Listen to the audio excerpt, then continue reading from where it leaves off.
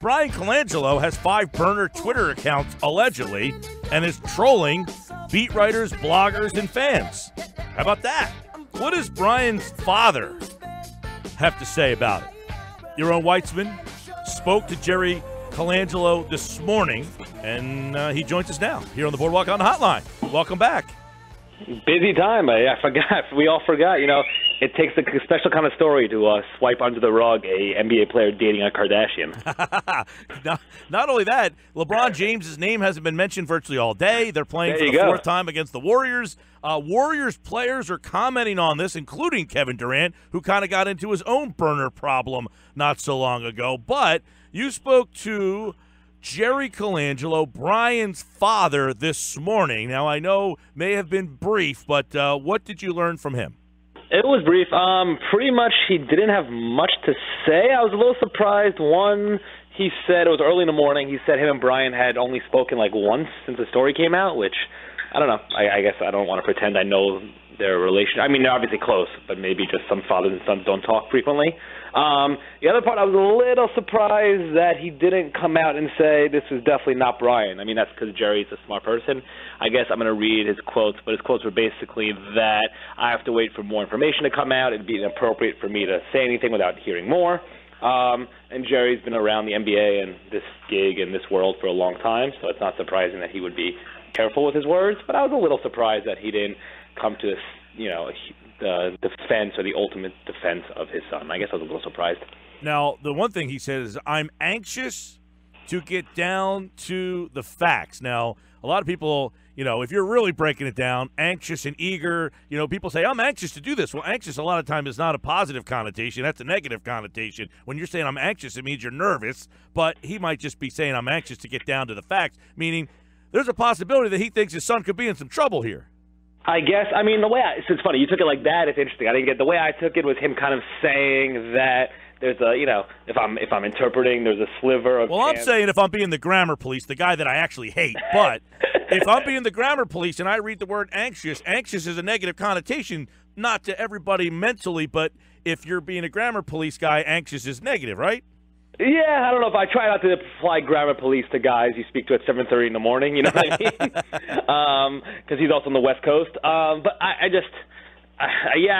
but again, I'm repeating, I was a little surprised. I think what he was saying there is he thinks or he believes, clearly they're pushing, or Bryan, I shouldn't say they, because the Sixers are not, but Bryan clearly is pushing the idea that this wasn't him, right? He only one account was his, and the one that didn't tweet anything, that was his account. That's the story they're pushing. I'm guessing that's what he told his dad. Or maybe not. I don't know. But that's the way I kind of took that, as Jerry was saying that, hey, maybe we'll learn in a little bit. Or I'm anxious or eager to see if we learn that this is actually somebody X. Now, who person X could be, I have no idea who that could be. And that's kind of, when you start connecting the dots, you run into issues here in terms of trying ways to defend or come to Bryan's defense or give him the benefit of the doubt. Okay, so one of the reasons I was interested in speaking with you, since you spoke to Jerry, was he aware of this, or was he kind of caught off guard when you were asking these questions? He was aware. He knew the story had come out, but I'm going to say he didn't. He knew the story had come out, but he didn't seem like he had. It didn't seem like he had been briefed by any PR people or had really thought out his full answers correct already. That's kind of would be the take I would give on it. Right, like, hey, if people start asking you about your son, this is what we're going to direct you in this direction. So it's not like the Sixers got to him. Correct. No, yeah, and I don't know. He's a special advisor, so I never know how those things work. He's special advisor to the Sixers. Jerry Colangelo, what's his title? His title is essentially, friend of the NBA, right? NBA smart person who's been around forever, and we brought him in this case. That would be his extended title.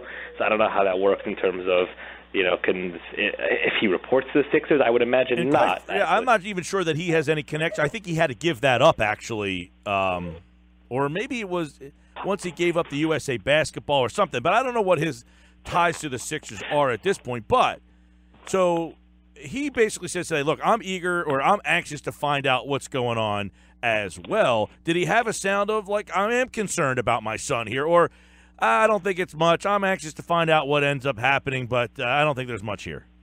I guess I would say a mix. I don't know. I'm wary of attributing to how he sounded. Again, it was early in the morning, so looking for a few minutes.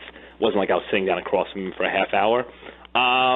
But again, I mean, yeah, I'm gonna repeat myself. I was a little surprised that he didn't say right off the bat, this isn't Bryan, doesn't sound like Bryan. There's nothing there. I'm sure in a few days we'll learn that was the case. Yeah. That would be kind of my summary of, what I took away from the conversation. Okay. So the story comes out last night. By the way, Jerry Colangelo is a special advisor to managing general partners, or whatever that is. You're right. I like a friend to the NBA people. That's my title that I give him. General nice guy. Yes, there you go. So is this story, in covering the NBA, one of the more bizarre things that you could even, like, if you were writing a sitcom and wanted to put an episode together of how to bring down a general manager, would this be the direction you would go? I'd say no, because it's too far-fetched. It's too ridiculous. Also, I'm not nearly that creative, so I could not have come up with this.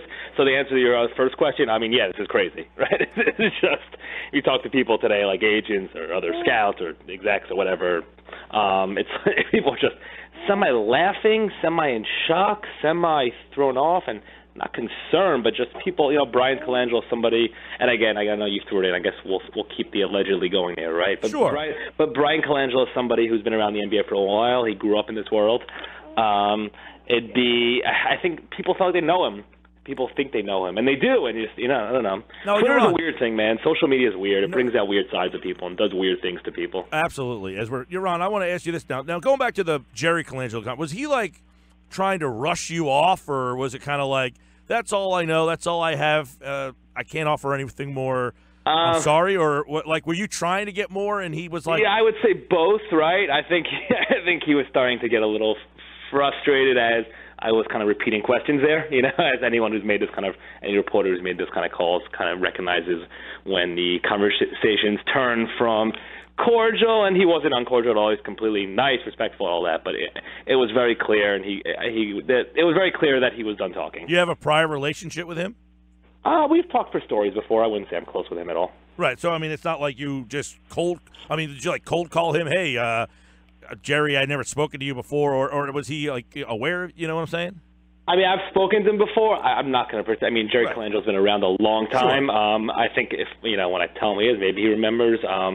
But I'm not going to pretend. Like, we're far from close. No, right. But my point is, you're not somebody that he's frequently going to get things out there, or that you frequently go to him to get stuff. You just happen to say, look, this is this guy's father. I'd like to get a comment from him based on the fact that his son is in this bizarre story. Yeah, I mean, I wouldn't, like, I try to, I'm not going to, like, you don't want to talk too much about sources and stuff like that.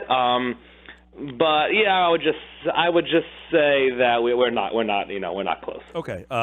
Here's a follow up to the Bryan Colangelo stuff. So, I guess in following this, I'm sure you've read all the stuff here. Is there any way that you believe that even if he's not guilty, if he does none of this, allegedly, even if investigation comes out, is there any way you think, based on talking to people, that he makes it out of this? I'd say I'm not going to be absolute. I'd be very surprised. How about that? I'll put it like that. Have you talked to other people around the league that have been commenting on this that have the same feeling? Yeah, most people do. I mean, yeah, most people would be kind of surprised. There's just so many ways this can go. From, like, we didn't even talk about the stuff like, can the Players Association get involved with some things? And sorry, that's my 1-year-old daughter. Can the Players Association get involved with some things in terms of, if he's revealing confidential medical information like Gilly Okafor's? The league, there's Adam Silver, is that detrimental to the league clause? I mean, there's all that other stuff, not to mention how the Sixers view this, and we have a huge offseason coming. I think the way I kind of would phrase it is, I think the onus is on Bryan Colangelo now to clearly prove that he had nothing to do with it. Is that possible?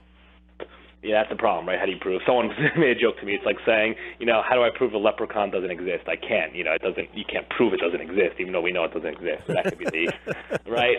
So, is it possible? Yeah, I guess it's possible if you have a good IT guy or something, right? And you could show that you are like, this is the wrong term, but whatever, catfished, right. in that family. If you can prove that, so I guess it's possible. And hey, man, if you would have asked me yesterday, is it possible for a president of basketball operations to be ensnared in a controversy involving burner Twitter accounts, I would have said no also. So what the hell do I know, right? Yeah, well, I guess we've come up with 3 scenarios, Yaron. It's he did it, somebody related to him or close to him did it, or somebody framed him.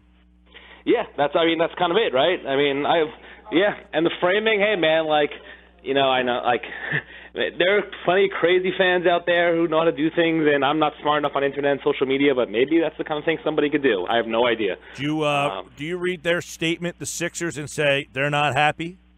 Yeah, I was like the fact that, you know, it kind of there was no, which makes sense when you think about it, but there was no defense of Bryan in there, right? It was just kind of we're aware of the story, we were conducting an investigation.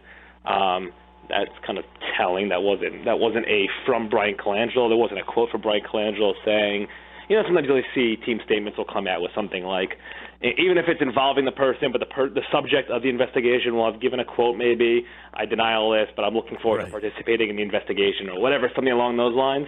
And there was nothing like that. So, yeah, I would say that was pretty quick. They seem, for obvious reasons, it's going to be serious. I think this is going to happen pretty quickly, right? I mean, the draft and free agency are right around the corner. I would have to, right? They would have to move. I mean, if Jerry Colangelo saying, I'm anxious to find out, you would assume that being anxious to find out means he's hoping that information comes out end of day, tomorrow morning, something, right? There's got to be a press conference by the end of the week.